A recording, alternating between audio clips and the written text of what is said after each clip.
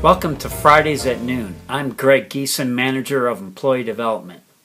On today's show, Ken and I are going to be talking about Rule 1 of 8 Simple Rules to Managing Conflict and Improving Relationships. Rule 1 is begin with the end in mind. It's probably the most important rule of the 8 because it sets the stage for all the others. So without any further ado, why don't you join us as the interview's already in progress. But keep it down. Shh. Thanks for joining us on this session of Fridays at Noon. And actually today you're going to see a little bit of a demarcation from our first few shows where we were just kind of introducing us to you and you were meeting some different individuals and from human resources. Today we're really going to start digging into a very salient topic for all of us that work together in the community, and that's managing and dealing with conflict. And just the use of that term brings up any number of emotions or thoughts. But what we're going to be doing over the next number of weeks is looking at Greg developed the 8 simple rules for managing conflict. And that might sound like a bit of an oxymoron, simple rules for conflict, but you've been working on this, and so we're going to start looking at what these are. And so I guess to begin with, where did this come from, or how did you come up with these 8 simple rules? 8 simple rules. Well, as you know, even before I got to the University of Denver, I did a lot of conflict mediation, working with struggling teams, helping them resolve their differences, managers that were struggling and helping them get reconnected with their teams.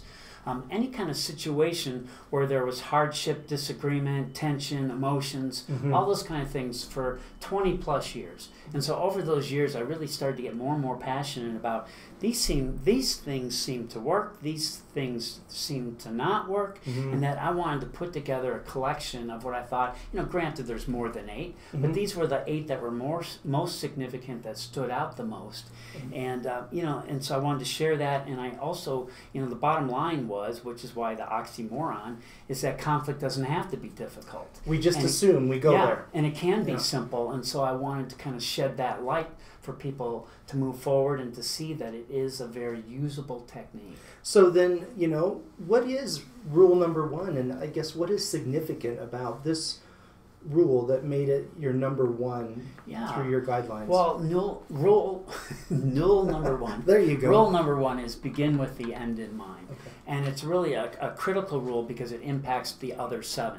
And essentially, it's all about we are more effective in dealing and resolving conflict when we're prepared, when we're focused on a desired outcome, when we have a plan in place. Now, granted, not all conflicts, do we have the luxury to just step back and put a plan together and to think it through like this. But what I would argue is those conflicts require a different strategy anyways. And this is more of a workplace strategy when there's tension and you need to work through a particular issue. So when I had made a note, I want to come back to something you mentioned, but so do you incorporate Rule 1 when you're doing mediation facilitation work? Yeah, and I use it 2 ways. One is I meet with the parties individually, and by doing that, I kind of help them clarify what the issue is, identify what that desired outcome would be, release any kind of emotions they might have, and come up with a strategy or a plan so that when they both come together, they're ready to hit the ground running. And the second way I do it is how I structure the mediation itself. Whereas the beginning of the mediation is coming to agreement on what the desired outcome is, and an agreement that this relationship matters and that it's worthwhile to work through. And by doing that, we're setting the stage, and so everything else just kind of falls in place. So then, how could the rest of us use Newell, or rule number 1, as we're approaching different types of conflict we face? I would say if I had to sum up rule number 1, it would be think before you act. I mean, it sounds so simple, right? A simple rule. But it's so critical to the success. And that, plus the other 7, really gives people, I think, everything they need to prepare and effectively do a conflict. And really what I'm talking about is by being prepared and kind of centered going into a difficult conversation, you become a better negotiator. You're less distracted by things, whether it's personality differences, demeanor, yours or theirs, the group dynamics, the atmosphere where you're having this conversation. All those things matter less, and you're able to think versus react because you have a plan in place. And without doing that, you succumb to those other components that just heighten the conflict and make it more difficult to actually have a rational conversation. And I could see, with that kind of the anticipation, if something does happen, a different topic comes up or a tactic comes up you weren't expecting, it may not throw you as much. Because you can kind of redirect it back to you stay what are we focused. here to talk about. You stay focused the whole time, and then you can kind of bounce those things off because you know what your goal is. But without the goal, those things coming at you become what you react to. Yeah. You make this sound so easy and natural. I know. And I could say but I'm supposed to say and. Well, but where's the reality check? What we're talking about is it's setting the stage. It's setting the dining room table for Thanksgiving dinner. And so people come and they know where we're sitting and what we're doing. It's the same kind of concept. And by setting the stage, you set yourself up for success. Failure to do so, though, anything could happen. And it skews the other 7 rules that we're going to be talking about, because it's kind of like... the book 5 Dysfunctions of a Team. The first dysfunction is trust, building trust. The trust isn't there, the other 4 are skewed. Same thing in the 8 Simple Rules. So setting the stage for the conversation is by far the most significant thing. And if you can do that, the rest of it actually is easy to do. Well, then, going with the Thanksgiving analogy, if suddenly family shows up, but Uncle Harry, the infamous Uncle Harry, but what about those, in all sincerity, those in the moment where it gets you out of the blue, or maybe you're vulnerable that day just because you're just kind of or flat. your guard's down, you just get knocked over. I mean, how do you respond, or what might be some tactics there? Well, I would say the key is to have a plan B. What I mean by a plan B is an escape route. And the reason I say that is there's no value in expressing emotion and getting mad and being angry and being defensive and attacking somebody, saying something you don't mean. All those kind of things have no value in the conversation, and they're just going to spread the 2 people apart more and make it that much more difficult to ever resolve it. So my advice would be, don't engage in those situations. If it's a stranger and you have no connection to them, the issue, or whatever it is, walk away. Could that, though, be misconstrued by some as simply avoiding? I know when I talk to groups about conflict, when you talk about one of the traditional tactics is avoidance, might be appropriate. And often there's this visceral, of course you don't avoid it, even though many of us avoid it all the time. I mean, could that be... You're not really talking about avoiding it. No, well, what I'm talking about is there's 2 types of relationships. So the relationships that matter and the ones that don't. For the ones that don't, avoiding is actually a great response. Because you're not going to see them again, or you're not going to get drawn back into that. And it doesn't matter. There's no point in putting energy towards something like that. If it's a relationship that matters, avoiding could be an effective short-term response. With the intent, because if you know that there's too much emotion, you're not prepared, you're going to say something you regret, avoiding actually is not a bad response with the intent of then thinking it through, applying the 8 rules, or at least whichever ones apply, and revisiting the conflict when you're at a place where you can set yourself up for success by having the end in mind.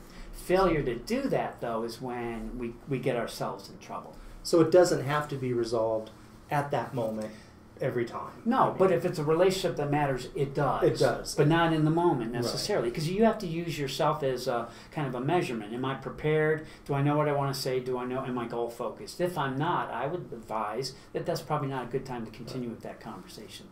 So let me ask you this, because there is another component to all this we haven't yet talked about, and I'll pose it in a question. When you think about the word conflict, just from past experiences, is it more of a positive or negative sensation that comes up when I say that? If I'm truthful, the first thing that comes to mind really is more on the negative. Because probably I jump to personal issues or conflicts, and I think what drives that is the unpredictability of the emotion. You never know where something's going to go, which I think is why people avoid it. I'm right in there as well. But when I think about this, and it's probably easier in my work world when I approach it thoughtful or planned, very intellectually, you do see the positivity of it, and it really is good about clearing it out. So, but I mean, you do jump a bit to that. And you know, some of mine, when I think about that question, some of it's based on my experience in having difficult conversations with that particular person. If I've had good experiences, then I just embrace it and welcome it.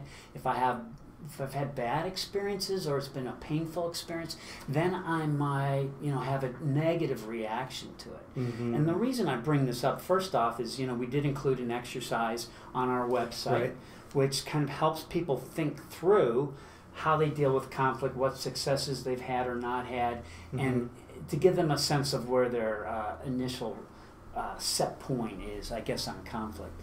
But the point I want to make is that our experience with conflict, past experiences, forms our autopilot response. And the autopilot, or our default response, is what happens when we don't begin with the end in mind, we don't apply these 8 steps, and so, all bets are off as far as I'm concerned at that point, because depending on what your autopilot response is, it may be appropriate and it may not.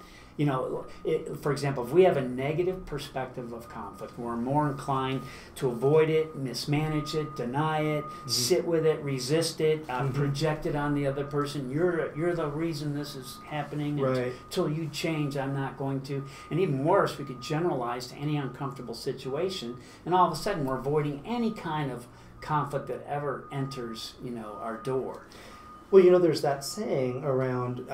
sometimes when people are upset about something, often the issue they're upset about isn't really what the true issue is. And I wonder if part of that's what you're talking about, that we're reacting to issues from before and just trying to play those tapes with almost bringing history in, and some of the history has nothing to do with the person or the situation. And they don't understand what we're talking about. Yeah, exactly. And then the reverse is true. If we have a positive association with conflict, we're more inclined to resolve it, encourage it, talk it out, move past it, be open to a conversation, let it go if that seems like the appropriate response. And so the bottom line is knowing what our default is and then overriding it, because we're better off dealing with a conflict if we consciously choose how to deal with it. And we'll talk about this more in some of the other rules, versus letting our autopilot respond, because more than often it is not the appropriate response to the conflict at hand. Yeah, and here's a quote for you too. This is a great Giesen quote, but I really like it and it fits in here, which is, it's critical that our motivation to resolve a conflict must be greater than the conflict itself. And if you think about that, if it's not, the conflict's going to override our motivation to deal with it, and then whatever results are going to be because our motivation wasn't high enough. So we've got to question where our motivation level is to resolve a conflict, and part of that is how valuable is that situation, that relationship, those dynamics to us. I often see that play out in the workplace, where managers or employees with coworkers or even their manager will avoid an issue because maybe it's not such a big deal then.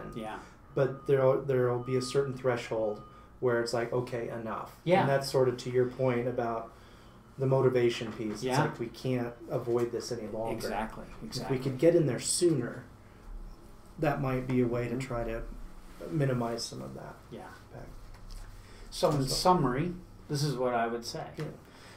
First off, see conflict as a positive. That's critical, because that will impact how you perceive the outcome that you're looking for.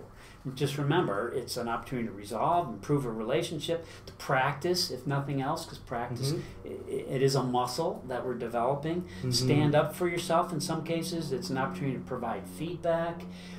It's an opportunity to release, and it's an opportunity to role model to the people around us, effective uses of conflict. And that role model piece is so important, because our employees are looking to us all the time in terms of what's really important. And if we model managing conflict in an open way, that sets a very different tone in a division or a department. It creates the culture. That's right. A big piece of it. That's right. So prepare, always prepare. Know what your desired outcome is. Visualize a successful conversation. Actually be there in the room, feel it, experience it as a positive experience. Override any autopilot response, and the only way you can do that is you got to know what your autopilot response is. Yeah, triggers. Mine is to shut down and to overanalyze and to not communicate.